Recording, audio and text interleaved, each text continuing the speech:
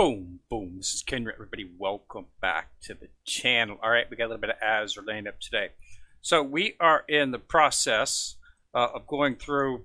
This is a rerun event with the Microlayer Medley. So this is the phase 2 portion of the event. So I already completed this previously, so I've been participating in it, but just doing basically getting the ×3s on all of the events to just acquire as many of the actual badges as I can. I've already got Bremerton and Casablanca, so I don't need to get those. So I'm going to purchase the planes, purchase a bunch of the actual parts, and purchase up the blueprints. So I've got 22,000. That should be enough to get everything I need. But I'm going through it and just doing the standard layer. What you really want to participate on in this event is you actually want to make sure that if you did not complete the event previously, you want to make sure that you do the limit breaking of all of the ships to get the actual chat box. So let's go ahead and take a look at the build. That's where you're going to get some new stuff. So Ingraham and Nautilus are new entries into the game here. They're new characters. Bremerton, Reno, Marblehead, Cooper, and Trumpet. Those were all previous. Those are the ones that you need to actually focus on, because those are the ones that you need to limit break. You do not need to limit break Nautilus and Ingraham. Fully limit break them to actually get the actual rewards. You just need to focus on the others. So if you go into the mission tab, I've fully broke all of them already, so I don't need to worry about them. The only one I have to do is Reno. Once I complete, I've already got Reno to 70, and I could do it right now, but I'm not going to, simply because of the fact that I'm going to hold on to the bullets. I might get a copy of her in the build. The build is open. The build is open until the 1st. Okay, so you have until 9/1. So that's 3 more days before this closes. So I'm not going to use my my bullets on Reno until after this closes, since I won't be getting any copies of her after it closes. I'll then have to use bullets. So I'm holding off on doing it. Like I say, the event will stay 1 week, 7 days after this build closes. You'll still have the capability to complete the missions. The missions stay open for another 7 days, so there's no rush. That way, if you get one of these ships on the last day of the build, they're going to give you 7 days to get it up to 70 and fully limit break it before you have a chance, before the missions will close. So there's no rush, on the 1st to actually, be ready for this, to actually complete those missions, because they will be open for 7 more days. I've fully limit broke all of them except for Reno, as the missions foretell, and I'll do that, like I say, after that closes. I have not, unfortunately, got either of the new ships, Nautilus or Ingraham. I've been doing my daily builds for it, but it just hasn't popped up yet. I still got a few more days, so I'm not worried about it yet. I definitely want to get my hands on Ingraham, simply because she's an SR ship. I like to get Nautilus as well too, but if I get her, yippee. If I don't, I've got quite a few cubes, so last couple of days I'll probably start doing a lot of high-level multiple bids here to attempt to get one of those 2 ships. I have not been getting much of any of the ships, to be quite honest, even though they are indicated rate up. I haven't been seeing much. I think I saw Cooper once. I've not seen any of the super rare ships. I've not got any built, any of those. I mean, I've already got them. I got them when I did the event the first time, because this is a rerun. But yeah, so it's it's been a little bit not exactly where you'd want to be on the actual event in terms of that. So we'll take a look at those ships if I do ever get them. But I did want to let everybody know that there's still 3 more days to go inside of the event. But just do what you can. You want to try to get as many of the medallions as you can. The event's not too much. I mean, I'm into D. That's where I'll pretty much stop at. These are the Bs. Make sure that you do you get ×3 for these. That's your best value for the buck. I've completed the Cs too. I'm in the D right now. Like I say, I completed the mission last time, so this is probably as far as I'll go in terms of completing the missions. But just go ahead and you D1, D2, D3, and then you'll get the SP mission if you want to run that. But you know, I'm getting a little bit low on the oil, so I don't like to get it too low because it takes a really long time to build the oil back up. You know, it can take 4 or 5 days to get your oil back up to where it was before. And the next event not going to be a rerun, so I want to make sure that I do it. So I'm not going to run everything down to 0. I'm not going to try to let it get it much below 5,000 oil. And when you start running the higher, you know, it's just easier and a little bit more economical to run the actual ×3s to get the medallions, which is what I do. So I ran down to about 4,000 and then I stop. And you know, and then let it start building back up. I can usually build back up in about 4 days, 3 or 4 days, if I get down really low. But at 4,000, I should be able to get that back up in a couple of days, and then we can start doing it because I do have all of my production facilities are maxed out. So, but if you did not complete the mission, go ahead and go complete it. It's got, you know, it's an interesting story. So I think you'll enjoy it. In terms of, yeah, like I say, I'm not doing much different on this one. I'm basically just leveling up the ships that I need. If you look at my formations, I've already got my main. This is just the main one I'm using. It's basically Sakura Empire fleet, and then I've got Eagle Union fleet. This is the actual one that I've been using to run 12 on this one right here. I got it, you know, I got the HMS fleet British, and then I got Iron Blood. That's you know, FDG, Bismarck. I usually suffer that out. I don't leave. You know, I try to. They got the new. There's a new carrier in the priority ship season that I'm probably going to be focusing on to replace her. But right now, you know, I can use. I could also put turpets, which I don't think I have turpets in my things here. Yeah, I don't have turpets in here. But I can replace Graf Zeppelin with turpets for a little bit more in terms of firepower. I'm just including Graf Zeppelin simply because I want to have some type of air support in that particular, in this particular fleet. So I've moved it out a little bit, but I can substitute turpets. But then that's 4, you know, that's 3 battleships in the back line. But it's still good, you know. Of course. And then this right here is the fleet that this is not a specific fleet. This is just ships that I'm working on. Okay, so I've got Seattle, I've got San Francisco, and I've got Azuma. She is priority ship. And then I've got Izumo, don't confuse with Azuma, another priority ship. Then we've got Petit, how do you say here? How do you pronounce it? She's Sardinia Empire ship. Vittorio. Vittorio was the first name. I knew the last name was Venice, but I couldn't remember who what the first name was. Vittorio, and then of course finish it up with Yuho.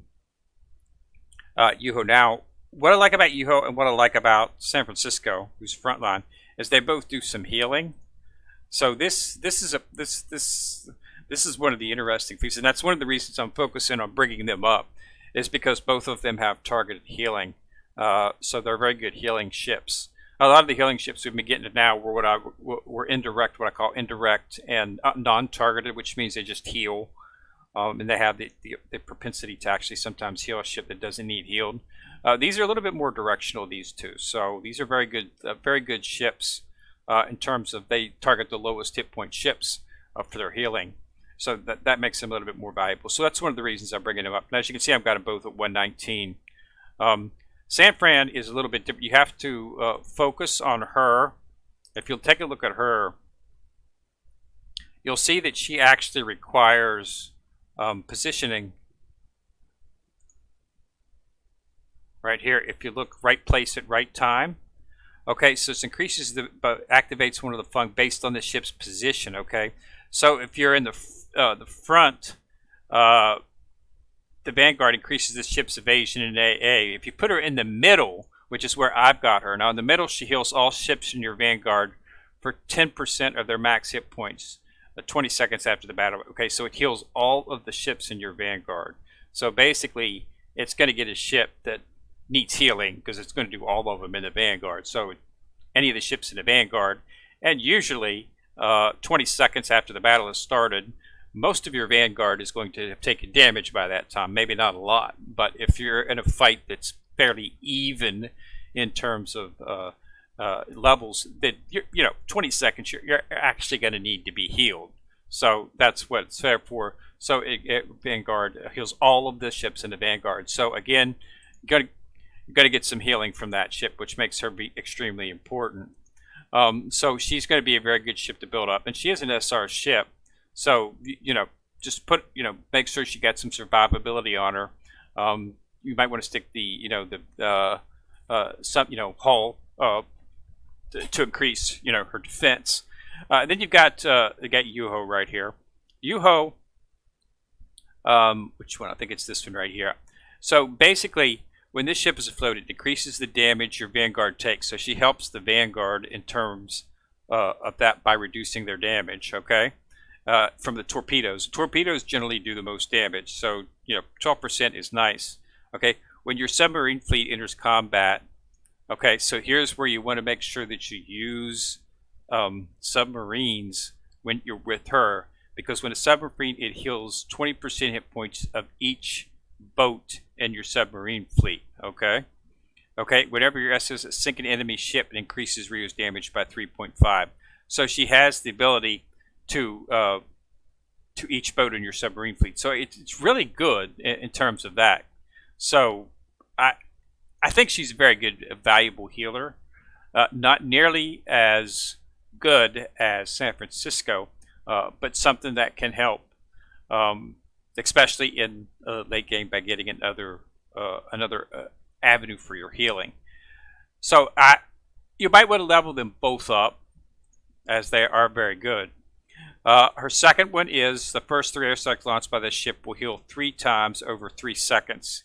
Each heal targeting the allied surface ship with the lowest percentage of remaining hit point. So this is what I'm talking about by targeted healing. Okay, so she heals each allied surface ship. Okay, each heal restores hit points equal to 3% of Ruho's maximum hit point. If a fleet this ship enters in battle with 3 ships afloat in the main fleet, the healing from this skill is increased by 100%. So as you can see, targeted healing, and you get that from both of the ships, are going to be healing stuff that's going to need to be healed in all likelihood. So that's why I like to say that these are very good ships in terms of targeted healing, which is why I'm bringing them both up, because having a little bit of healing in 12 and 13 is exceedingly helpful. It's very difficult because some of the battles are protracted, and there's a lot of aircraft flying around, and you're getting dive bombed and torpedoed all the time. So it tends that having a little bit of healing is extremely useful. So that's why I'm bringing those two up to 120, and I'll be entering them in. So San Francisco is Eagle Union, of course, because San Francisco is in California. So, and then of course Yuho is of course Sakura Empire. So, but they don't need to be specific. They're not fleet specific healers, so you don't have to worry too much. You can actually stick Yuho in any one of your fleets, and she will, give that healing to any of the ships in the fleet. Plus the fact that she is a carrier, which is actually pretty nice to have. A carrier which can deal damage with their planes at the same time do healing makes her pretty nice in terms of usability, like heal and damage. So very, very, very good ship. Definitely something that you want to consider bringing up. So, but that's just what I've been doing, is just working those ships through, bringing them up, getting them done. Seattle, Azumo, and Azuma, all 3 of these are priority ships. These are so you might not have them, but you can build them inside of that. So you might want to do that if you're looking for some ships. Azuma is a tank, massive amount of hit points, 6,193 hit points, and I'm not even at 115 yet. She's going to have over 7,000 once she's actually complete, and she's a frontline ship. so you can put her in your front line.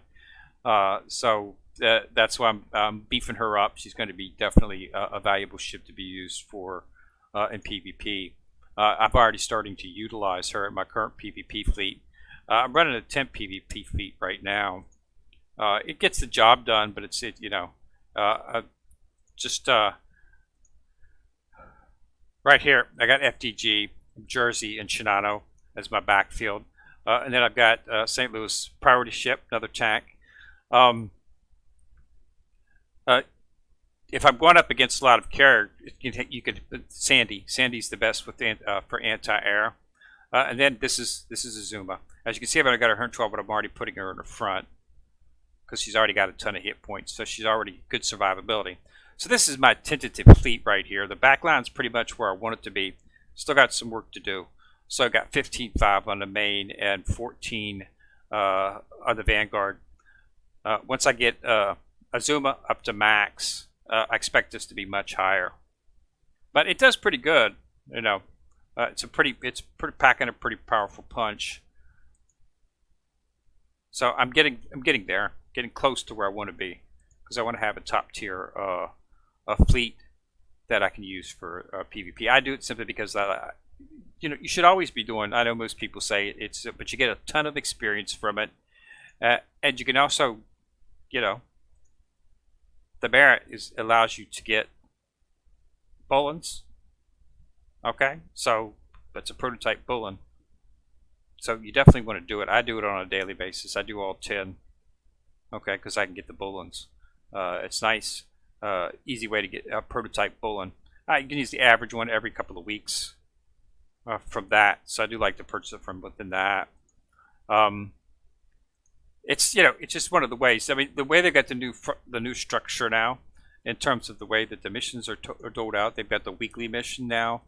You can actually snatch up, I think it's like 3 prototype bullens and 2 gold bullens, I believe is what you can get if you complete them all. I usually complete the weekly missions. I usually complete them by Wednesday or Thursday, simply because I do everything every day. But you can get they're being a lot more generous with their bullens, which enables you to actually build up a pretty good set. And I'm just waiting. New ships are going to be coming, so I'm trying to hold on to to the bullens as much as I can. So as you can see, I'm keeping my bullens in good stock. Okay, simply because of the fact that when the newer ships come out, I want to be ready to actually attain them. This is from the idle event. So yeah, that's just what I'm waiting for in terms of that. But I have not got Ingraham and Nautilus yet, so I won't be able to do a video on them right at the moment. But I will do a video again once I get them completed. I'll also do a video just before the event closes, reminding everybody. But yeah, just keep in there, keep pumping away. Make sure you get enough to buy this stuff inside the shop, because good stuff in the shop, and we get it every event. But yeah, I'm trying to get an update once I get information on the next event. Having trouble tracking down exactly what it's going to be, but I expect to know sometime today. All right, so again, thanks a lot for watching. Remember to subscribe to the channel. Once you subscribe, you'll see the bell. Click on the bell, you'll be notified each time I do a video. Also, remember to like and share the video, as it helps the channel immensely. So this is Kenrick coming at you from the corner, signing out.